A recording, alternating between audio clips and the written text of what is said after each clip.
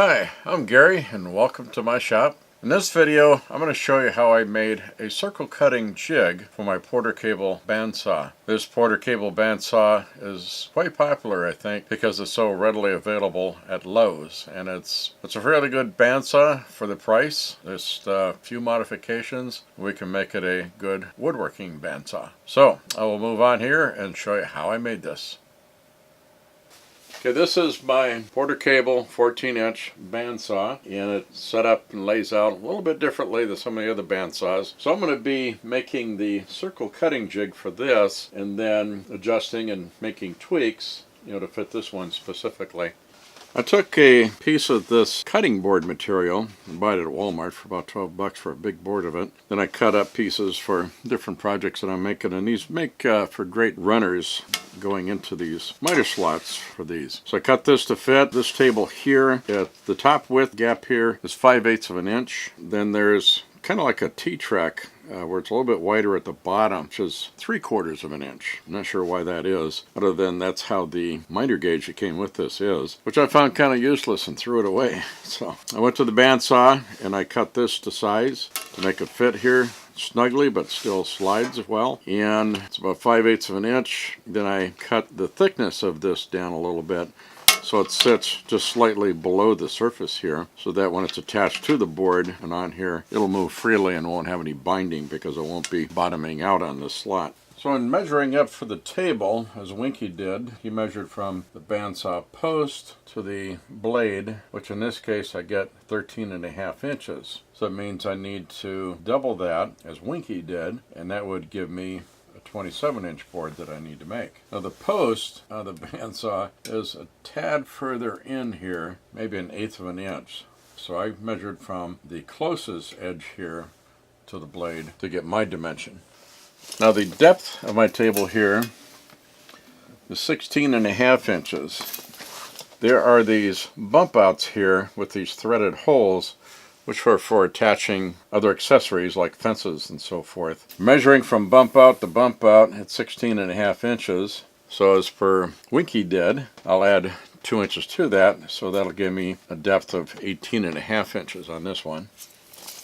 So I cut a board to an overall size, 27 inches long, 18.5 inches wide, and then I measured with this end against the post over on the bandsaw the distance to the miter slot on the table, and that turns out to be 16 7/8 inches. So what I decided to do on my table saw here, I put in a stacked dado blade, and I did some test cutting on another piece to make sure that this fit correctly. It's in there. Very shallow cut, and what I did is to take and measure the short end here, which is 9.5 inches from this edge to this edge. So that's where I set my fence and then fed it through there. Then kind of marked up, centered this, and got a center mark here with a marker, and I put my 12-inch square, 6-inch on center, and then marked every 3 inches where I'm going to pre-drill some holes for that. Then what I'm thinking about doing is when I screw this in, I'll glue this in with some thick CA glue. The easy edges and corners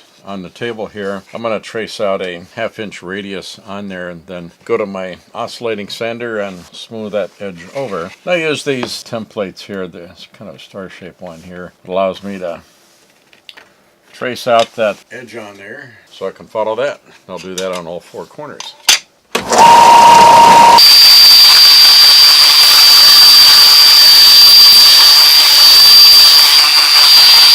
Here I'm looking at the screws I'm sizing up to use with this. The only flathead one that I've got is a 3/4 inch length, and depending on how well I finesse concave part that I'm drilling into this runner, and if I get too close to protruding through this plywood. If I do, it's not a real fine finished part of the top anyway, so I can just grind that down a little bit with a Dremel.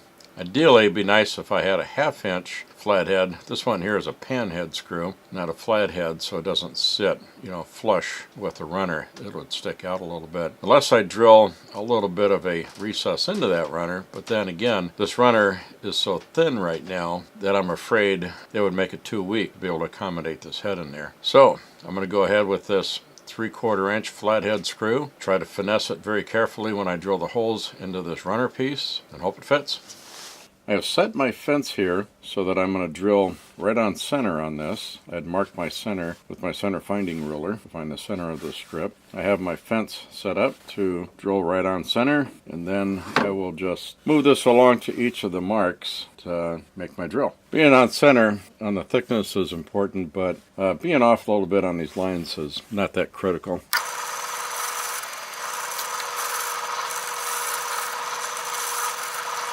Good. Got those holes drilled. So next step is to make the concave shape there for the head of this flathead screw. Now this bows a little bit, so I got to make sure I press this in against the fence so I get it good and straight. Okay.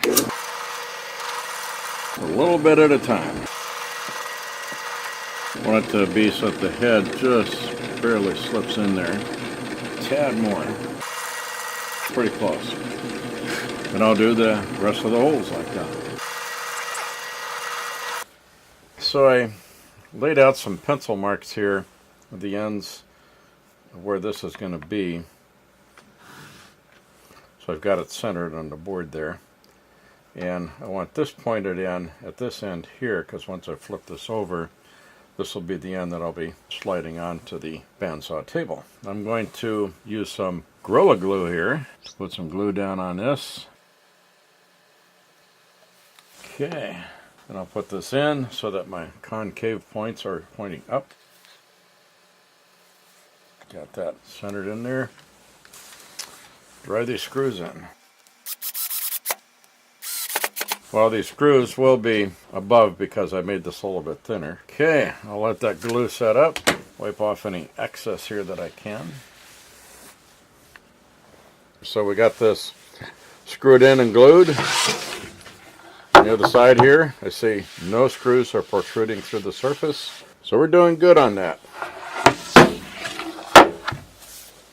So in measuring up for the table, as Winky did, he measured from the bandsaw post to the blade, which in this case I get 13.5 inches. So that means I need to double that as Winky did, and that would give me 27-inch board that I need to make. Now the post of the bandsaw is a tad further in here, maybe 1/8 of an inch. So I measured from the closest edge here to the blade to get my dimension. Now I need to measure out a distance here so I can place a stop on the bottom of the table here to stop the table from going in too far. I'll make an adjustment bolt in there also. My distance from the table edge was about a finger thickness for me here, and then I see how this lines up about 9 inches there. So what I'll do is measure from the edge of that board over 9 inches, then that's where I'll locate that block that I'm going to put on the bottom side of the table. Also, for the thickness of the block, I see that this is 1.5 inches thick, tabletop here. I'm going to need my block to be that thick, maybe a little bit thicker. I'll probably make it 1 5/8 inches, add 1/8 of an inch. And there'll be a small board attaching underneath there that goes in. And what that does is it catches like a lip on the bottom there to keep the table from tilting. So here I'm making this stop block assembly for the underside of the table. This is the part that's going to go underneath the board here, like this. I'll be locating it about like this, 9 inches in. Then this will go to create a lip under the underside of the table to keep the table from tilting on you. So I've cut these to 3 3/4 inches long, and I've cut the wood grains to give me the best strength. What I'll do is drill 2 holes through this, and then a T-nut on the back side of this, as this screw will go into it, and this is the adjustment screw for the stop block. It'll be assembled like this, and this will be going through there. Then the screws on this is all get us glued together and glued to the bottom of the table here, this part. And I've got these 3-inch screws which give me a good length, and it gives me about 1/4 inch to spare, so I'm not going through the plywood. So that'll be great. So once I get this glued and assembled, it's gonna look like this with this stop screw going through there to stop it and adjust it, so you can get that correct depth for the saw blade when you're making the circles. First I'm going to go and drill the holes in this for those parts. Then I'll mark this up for the holes I need to drill into it through these. Okay, so the screws I'm going to drill for putting through here are number 8 by 3 inches, and the diameter of the thread on that with my caliper measures out to be 11/64. So I got an 11/64 bit in here. Lined up my fence to have this on center of this mark. Then I'll drill that one, slide it over, drill that one.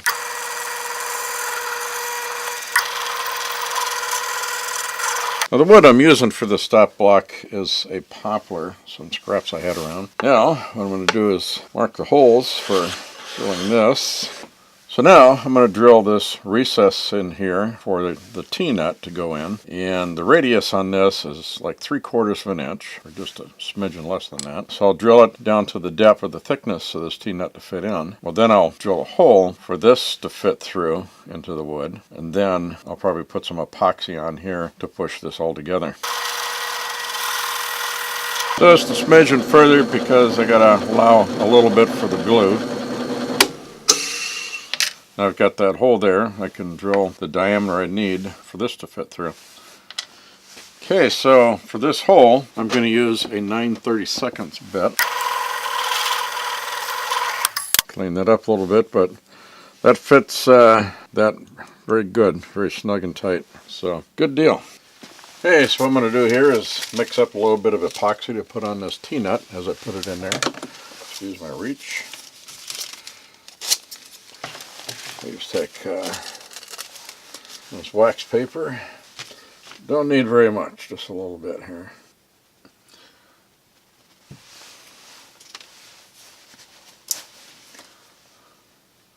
A little bit harder. Okay. Mix it up. I'll just try and put some in the hole there a little bit.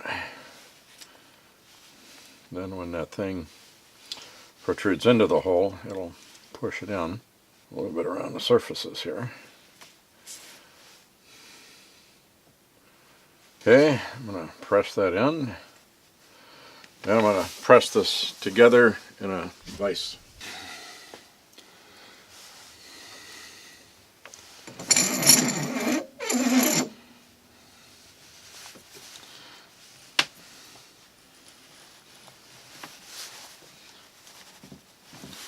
This is a better way of doing it rather than banging it with a hammer. This gets it in there better. Rotate it and do it again. Make sure I got it even pressure all over. Matter of fact, maybe I'll just leave it in the vise here for the 6 minutes it takes for this epoxy to cure. I have the T-nut into this piece and glued in with the epoxy glue. Worked very well, so I pressed it in with the vise. Now my next step, glue this together so the T-nut's on the back side. Then I'll clamp it together to hold it while the glue sets up for a little bit. Then I'll go over to the drill press and drill these holes the rest of the way through. That'll be for attaching the screws onto the bottom side of the table.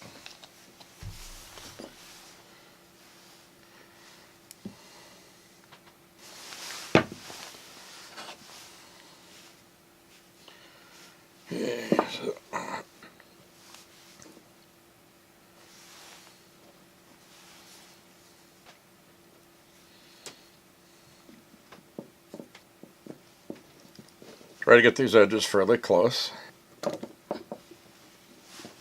Okay, it's feeling pretty good. We'll let that set up and dry.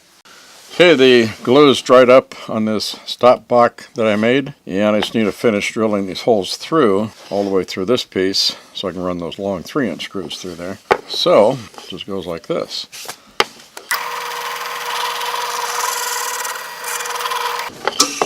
Okay, got the holes all the way through. Screw for the stop screw. This will get glued and screwed to the bottom of the table. Okay, what I need to do here is to drill a recess for the head of this screw to fit into there for this flathead screw so it sits flush with the wood there. I got to drill the bottom part here because this is the part that's going to screw. This part here will go against the bottom of the table, so the screws have to go through this way. When it's around the other way, it'll be up. I get this deep enough, just enough for the perimeter of the head to fit within that perimeter of that hole.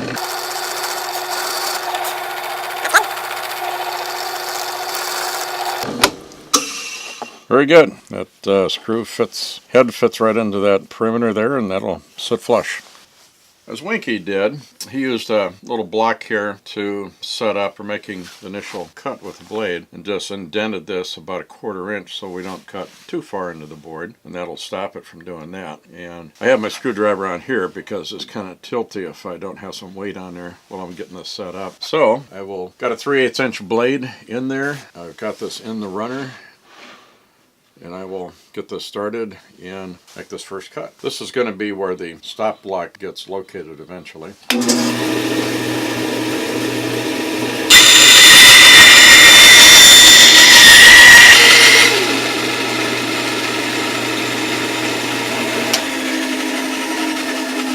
Okay, so I've got this cut into there. The stop block stopped at the side of the table here, and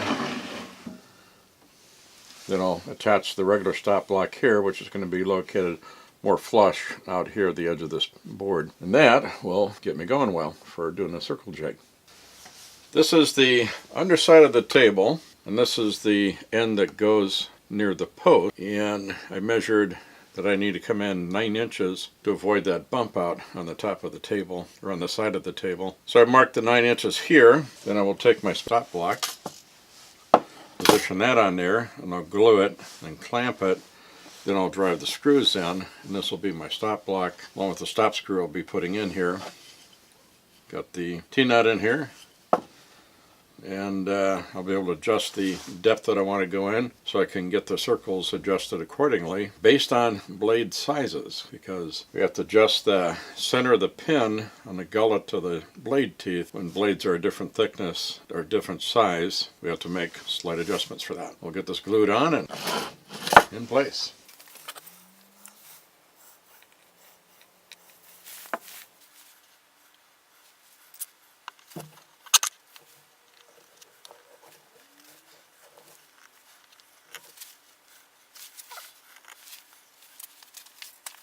I will give that glue a little bit of time to set up, and then I can drive the screws in.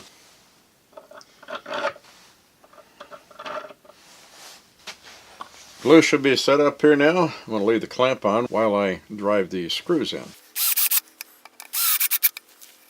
Very good. Good and flush. Good and strong.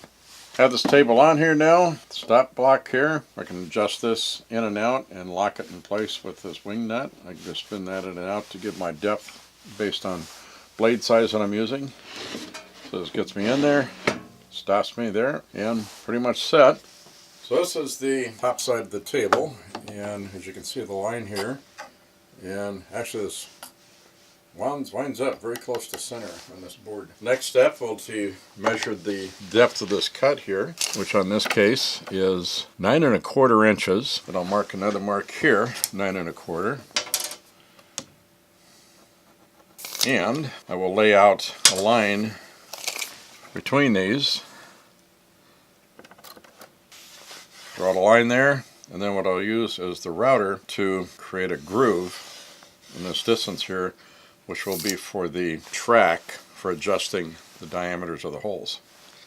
Now, what I did is lined up this track here that I'm going to use with those lines that I had marked and drew a line across there.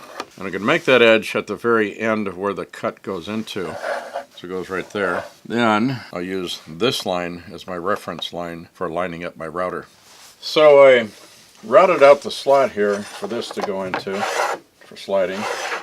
And I set the depth so it's deep enough for this, plus the head of that screw, because those are going to get recessed in here to clamp this in place. What I did to lay this out is this track is 5/8 of an inch wide. Actually, a tad wider than 5/8 of an inch. Must be something metric. So, half of a 5/8 is, I believe it was 7/16. So I marked the center line for that. Then, because my router is based on the center of the bit to the edge, I marked out 3 inches up to this line to lay out where I'm going to put my guide out. Then, routed the first pass. It was still too tight for this to fit in. I adjusted this back by about, I don't know, 32nd or a 16th of an inch. Moved that fence back and then routed it again to clean it out. And that made it fit. It's a tiny bit loose, but for what we're doing here for these circles, that's not a real critical tolerance that we need to worry about.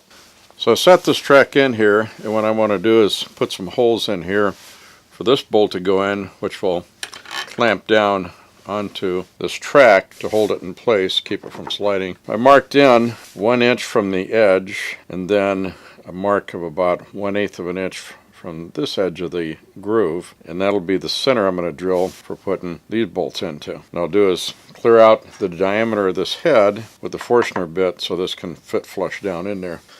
The diameter of this head that I need to drill a recess into the tabletop for is 9/16 of an inch. I don't have a Forstner bit of that size, and 9/16 is a little bit bigger than a 1/2 inch, which is usually what our standard bit sets go up to. But I happen to have a 9/16 brad point bit. It's the next best thing to a Forstner bit when you don't have something. Been using this for some other kind of projects, so it's handy that I happen to have that. What I'll be able to do is to get this lined up and drill a recess on these points.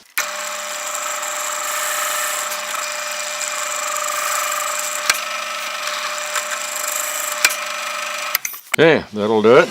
Then I can drill the holes to go all the way through for this 1/4 inch thread. Now, put that through there, and that'll hold the track in place. Okay, for the plate on the underside for securing those bolts with that'll hold the track in place, I picked up a piece of 1 inch by 1/8 inch thick aluminum, and what I'm going to do is cut it to like 2.5 inches long. I think Winky did it to 2 inches, but I'm going 2.5 because of the way my measurements are coming out a little bit different for this quarter cable bandsaw. Now I'll drill up the holes to match up for those other ones I made for holding the track. To mark the holes in this plate that's going to go underneath to work as like a plate or washer for the wing nuts that'll go on, I marked kind of position this about center on these holes, made a mark here, and then the lines here to mark the centers of the holes, so I can kind of line this plate up on those marks. Then I'll just kind of hold that in place and take one of these reach markers that reaches way up in there to draw circles for where the bolts will hit. So that gives me the points where I need to drill. And I'll drill the holes slightly oversized, so don't have to worry about it being that tight of a fit.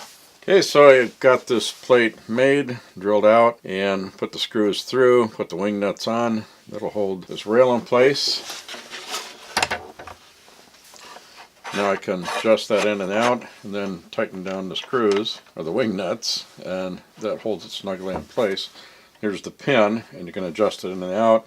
You can flip this around to get even a bigger diameter of a circle that you can do. Here essentially is the completed project. Slide that on, it hits the stop, and I've got my circle adjustment here that I can do to whatever diameter it is I want to go to. Tighten these down to lock it in place. You can do that. Now, when we do a circle, we'll put our square piece on here. And we start out and work our way in until it engages there, and then we can just rotate our piece around.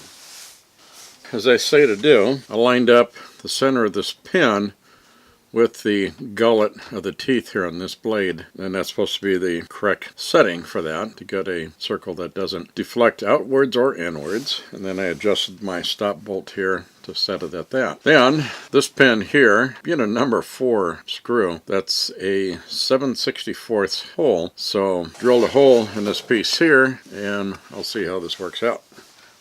I'm going to cut a circle here at a 10-inch diameter is what I cut this for. So I put my tape on here, and let's see if I go to 6 inches, kind of hard to measure at that very end there, and I go to 1 inch to set the pin at. Gives me 5 inches from the blade here and an overall 10-inch diameter. Then I'll tighten down these holders here, kind of hold this a little bit, tighten them gradually a little bit each, try and make sure I don't get any creep. Okay, that should hold well. I'll pull this back, put my piece on to the pin. Okay. Then I'll start at the bandsaw, then go up to my stop.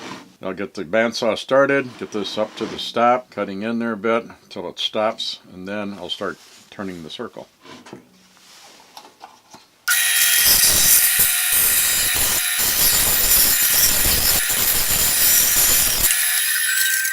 That gives me a good circle. As a note here, I decided to trim this piece off here so it's even or slightly recessed with the end of the board here, because it's sticking out before and it's a hazard if I walk by and catch on that and cut myself or cut my clothing. And if I cut this to this length here, I still got capacity to do a 4-foot circle with this all the way out to this point. I can still get a 4-foot circle out of this. So I did that, and then also on the back side I decided to cut these bolts shorter. They were like quite a bit long. Now this will work well on my porter cable bandsaw. So I've made a few tweaks to this now, and I had the original track here with that about a 1/8 inch pin. I made another one that's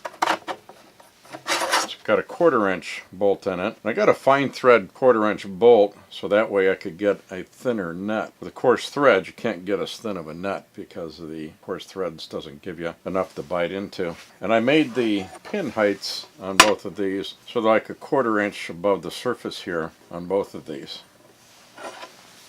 Then of course you take these out, reverse them around to get a longer, wider circle.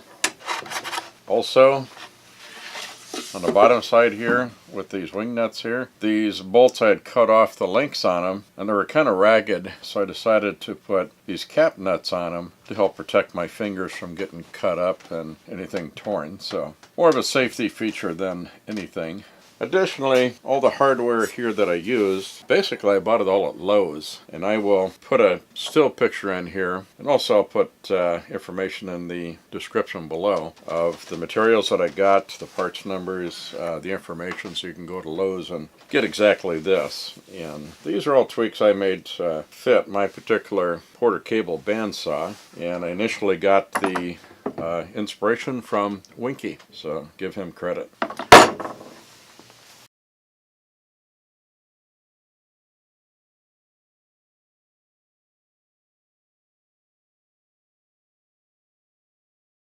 Well, to wrap this up, thank you for watching this video. Hope you enjoyed it, and I hope you got the inspiration to make something of your own. Please give me a like and share with your family and friends, and please subscribe to see what I may come up with next. Thank you.